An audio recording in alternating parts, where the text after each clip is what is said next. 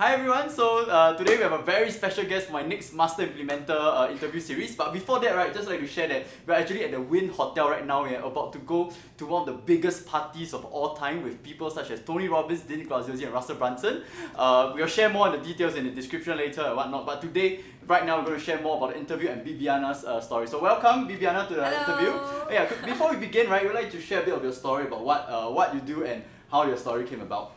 Okay, so currently I'm working as a video marketer. So what I do is I help companies to implement videos that actually help them to create like more revenue in the company.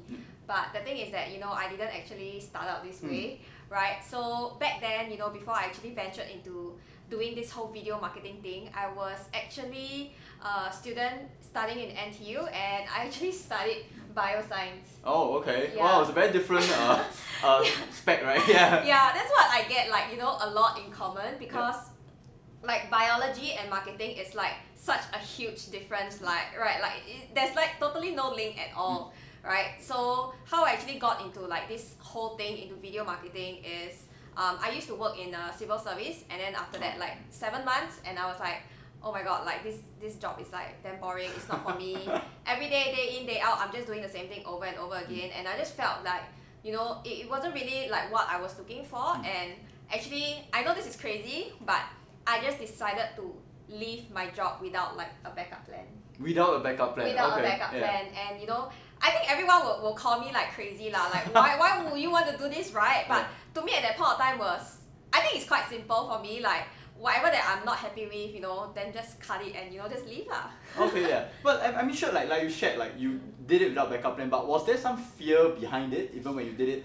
But what made you like, never mind, it's okay, let's just quit and do what I do something else instead? That's quite a good question. Yeah. So of course there's fear, like especially after you graduate from uni, everybody's like comparing, oh, what job are you in, how much is your salary, and things like that. And of course I was fearful because like, especially like my mom as well, like she would always say like, oh, you need to get like into like a high paying job and all that kind of thing. I mean, I think it's normal, right? There's certain truth in it, like who doesn't want a high paying job? But then after that, I realized that, like if I'm not happy at my job, I think the pay was pretty like decent, it was like above average, but I didn't really enjoy working there, so I just decided to, even though I was fearful, I just decided to, take the leap of faith and just quit because, I just see no point in continuing down. And I look at my seniors and I look at the kind of life that they're living, and I'm just like, I don't think I want to be like that. So I wanted to pursue something more than just what I was doing. And of course I was I was very, very, very scared, and I thought that if I don't take the leap of faith now, then why regret it in the future? And my answer is yes. So that was how I did that. So for the new job, right, was it something that you instantly liked already, or was it something that you weren't very sure of but you knew that it could bring about some possibilities out there? Okay, so after that, like when I left my job, I submitted my resignation letter. I actually applied to this company. I just so happened to saw like a Facebook ad on it. Okay. So I just happened to apply to this company, and they were looking for an operations person. So obviously I'm not an operations person because my field of study is in biology. So it was kind of like I wasn't very much sure about it, but there was one thing that brought me to this company is because they thought people like investing. They are in like the investment education space, and I thought that, hey, you know what, actually it's quite cool for me to be working in like such a company because I see it as like I'm getting paid to learn investing, which is quite cool. And the thing about that, right, is the pay was one thing that was kind of like holding me back was the pay was like really quite low, especially for like a university graduate. So I was taking like almost like a 40% pay cut. 40%? Oh. It's crazy, right? It's like a 40% pay cut, like off my previous job. And the thing is that I know that many university graduates will never ever like take up such a job because the pay was really very low. But to me, like what I saw was actually an opportunity, to learn investing, and I think of it as like, hey, I'm getting paid to learn investing, rather than focus on, hey, you know what, the pay is low, the pay sucks. I saw it as like a huge opportunity for me. Okay, yeah. So because like like I think your story is inspiring, right? Because a lot of people, when you think about even a 25% pay cut, even a 10% pay cut, people will be super reluctant to join. But for a 40% pay cut, right, you quit because you saw on some level that investing was important for you, and that's why you decided to go for it, right? Yeah. So how did it transit, like from operations to suddenly being a video marketer? What happened there? Was it you doing it at a free time or? Okay. Yeah. So this happened actually all by accident, and it's definitely not planned Yeah. at all. So well, I was under my company's operations, and our company actually had a merger, and we had a new CEO coming in. And back then I was just like, I had like this $100 like some China brand like GoPro.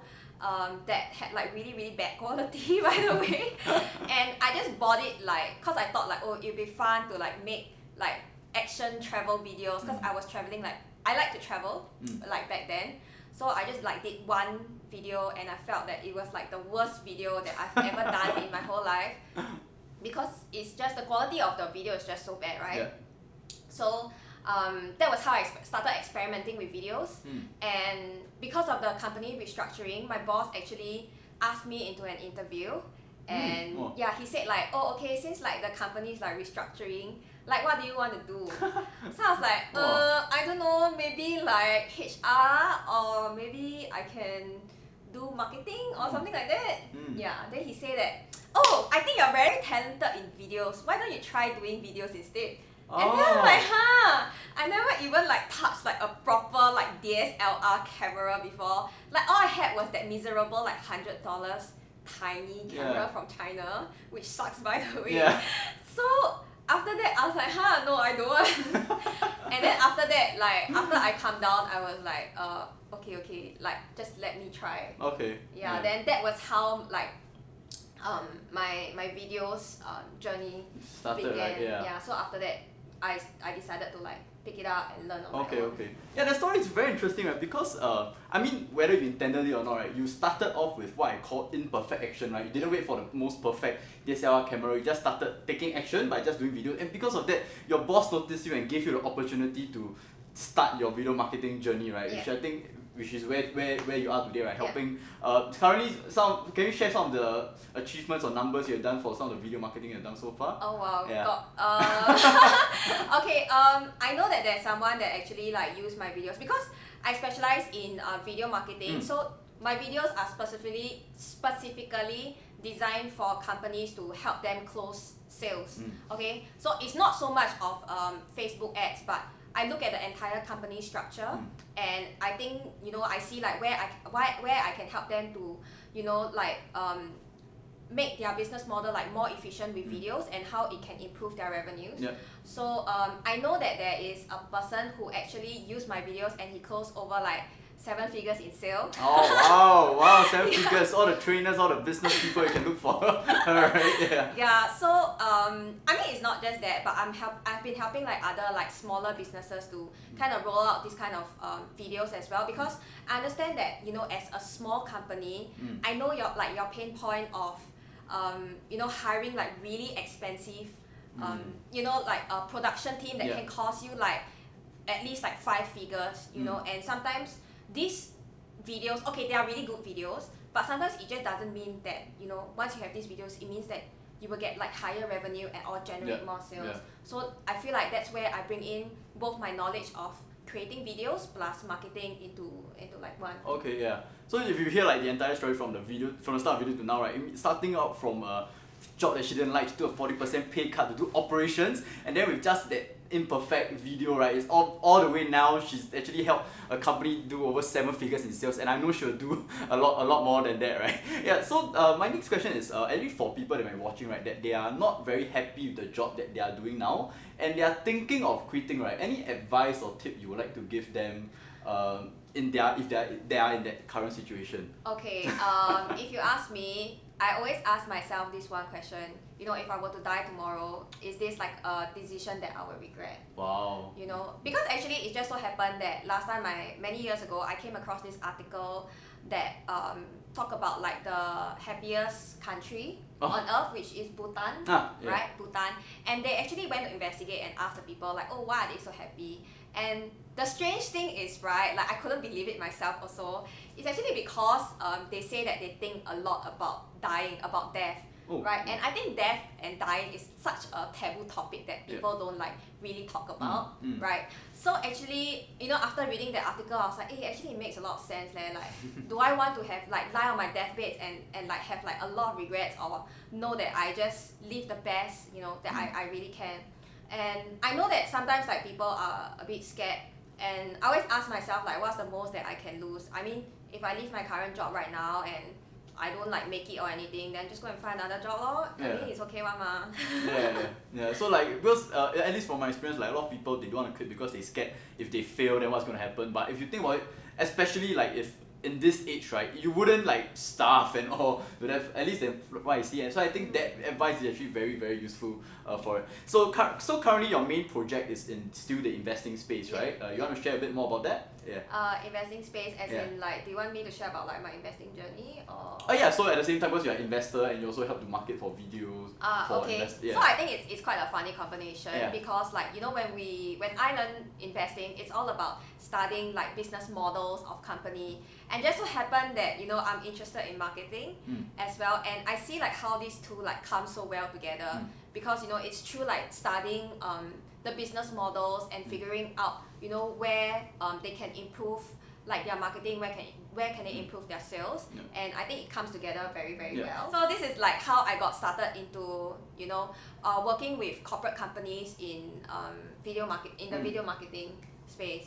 And like for my investment journey, I've been investing for about 3 years right now. So totally no regrets, because for me it's something that is a knowledge that you take with you for life, and it's so important. And how I got to it first was my dad gave me this book called Rich Dad Poor Dad. Wow, your dad gave you and he's like, read this book. And then like I was like, okay. So like from a very young since when I was very young, I knew that, you know, investing was like possible.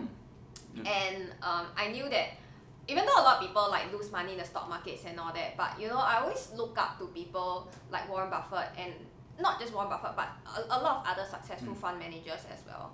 And I just think to myself that, hey, how come these people can be so successful but the others like lose money in the stock market? So I figured that, you know, for everything that you want to achieve, always follow like the successful people, and you will never ever go wrong. Okay. Wow, that's a very powerful lesson. Yeah, because they have like a system that, you know, has worked for them like for many years. It's not just like 1 or 2 years, but like decades. You know. So just follow like successful people in whatever you want to do, and I really don't think that you can go wrong. And just make sure that they have like a long track record. Long track record, right? Yeah. Okay. Alright, so my other question is, right, if people like they are not very happy with where they are right now, but they want to do something that they like, or they want to do something that they are passionate about, right? What kind of advice would you like to give to my audience or whoever that might be watching out there? Okay, so I think for me, like back then when I was in school, I had like no goals, I had like no ambition. My friends call me a sloth. I was like a freeloader. Everyone just like, I had friends who like call me a burden and all that, cause I was just like so lost. I was just so blur. Like I didn't even know like what I wanted. Okay, but one thing that I've like now when I look back, I realized one thing that I never stopped doing was I just kept like experimenting. You know, I went into like gaming. I tried coding. I tried designing. All these kind of things. So, I know that certain passions, like after a while, it just like dies off. It dies off and all that. But you know, eventually I found like I started with videography, and then I went to marketing, and then I was like, wow, these two is like so interesting, you know. And I decided to merge both of these into one. Okay. So so basically, you tried many different things, right, before you did it. So I think that's really great advice, right? Like, the thing is, people always feel that they can find their passion right away or immediately, right? No. But I guess your advice for people is as in to keep trying. And then slowly you'll be able to find the things that you want, and on some way you might even be able to combine them together. Yeah, that's very great advice. Yeah. Any other additional like tips or I think at the end of the day, you just keep trying and don't give up. Eventually, you will get there one day. Don't worry so much. Just trust the process. Even I myself, I was like lost and all that. And actually, my friends are quite shocked by my transformation. So I think, yeah, just trust the process and just keep going. And eventually, you will find it one day. And when you find it, you will know it one, because it's like, it's something that you're willing to, stay up late for like the whole night, and you're willing to like, do it like overnight, and you're like all out for it, and like that's the right one, something that you have to pursue already. Okay. So now it comes to my favorite question, right? Is so because you have been in an investment education company for quite a couple of years, right? Yeah. So I'm sure you have observed like a lot of students, right? Ranging from different ages, different industries, but different people can attend the same course, receive the same exact information, but achieve different results, right? So what do you think is the difference between the more successful students, the ones that achieve way higher, better results, versus the ones that are still struggling or still not achieving the results that they want? Okay, I think it just comes down to one word, and this one word is action. Okay, back then when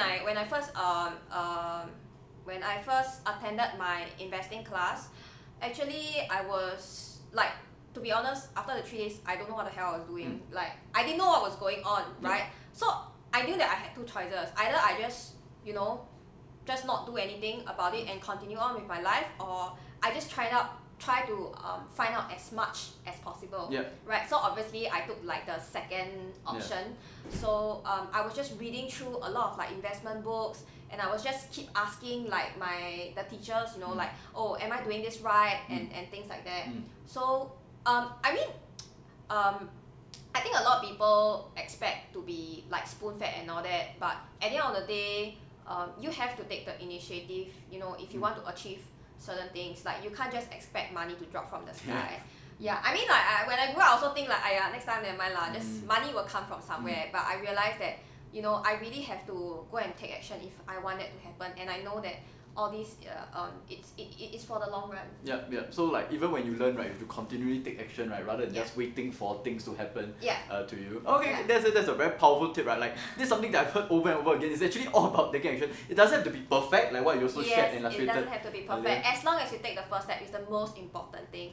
So I hope you don't mind me sharing this, but the first thing that's so important, like such an easy step to start your investing journey, for example, is to open your brokerage account. And I can tell you that a lot of people don't actually do that. Like, it just blows my mind. It's just so simple. Just go and open a brokerage account. And if you don't know how to open it, like, you can ask like Marc, or ask like people around you, like, hey, can you help me open a brokerage account? And it's free, right? It's exactly. It's free. And like back then, like, I had nobody to teach me, so I just walked into the brokerage house, and then I was like, oh, can I open a brokerage account? And then after that, I was like, oh, can you teach me how to buy and sell stocks? And they just did it anyway. Okay. I opened it straight away when I turned 18, but I didn't really start investing until I was about like 23. No, okay, yeah, that's a good story. Like, I also walked in and it just like please help me do everything. Right. So it's actually totally free. It just takes like maybe half an hour, even shorter if you do it online, right? Of your time. So at least for the students, the new students who are going to invest, just open an account because it's totally free. Right? Exactly. Alright, so now for my last question, because we need to go for the party soon, right? So for example, so let's say, right, if you have to start all over again from today, you lost all your reputation, all your networks, all your resources, right? What will you do from day 0 to 30, right? To not only bounce back to where you are today, but to go even further. Okay, I lost like my network, I lost everything. Correct. But there's one thing I didn't lose, which is my knowledge. Okay. So actually what I would do, right, is I would go to a company, most likely in the seminar industry, because I know the seminar industry very well, and I can say that, hey, you know what, I can help you to grow more revenue. Why don't you let me take on this project, and I won't take any pay from you, I only get paid based on performance. The moral of the story is, at the end of the day, even if you take everything away from me, I know that I still have my knowledge that I can rely on. So, approaching companies, approaching businesses is something that I am used to, and something that, I do like almost every week. I really like that. I mean, like, you can learn all the knowledge, right? So whatever you learn right now will help you in some way sooner or later, right? So I think that's a powerful lesson in the sense that you can take all the money away from me, you can take away all the networks, the reputation, but the skill sets does not change. So I think that's a very powerful example. I mean, like, you hear of so many millionaires of bouncing back like even faster than they initially got their money because the skill set is always there. That's a very important lesson to learn. Yeah. So for me is, you know, like once I approach companies, I help them to set up like their marketing funnels and all that, and I'm confident to get paid based on Performance? yeah, based on performance, because it's something that I'm really familiar with already.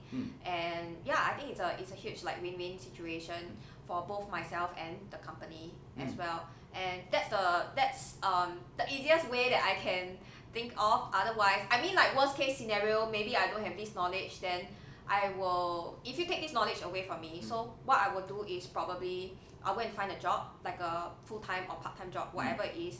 I get this cash flow, I save, and then after that I'll invest into learning something. You know, might be marketing or might be investing or whatever it is, you know, something that can help you to generate passive income. So like high income skills and and whatnot. Okay, Yeah. so I think that's more so even if some of you might be wondering, I don't have that skill sets, then what do I do right now to get started, right? Then it's really about going to a job or even investing your savings into things that can really bring you that high income, and over time it will be worth it because these skills actually last you for a lifetime. Is it good?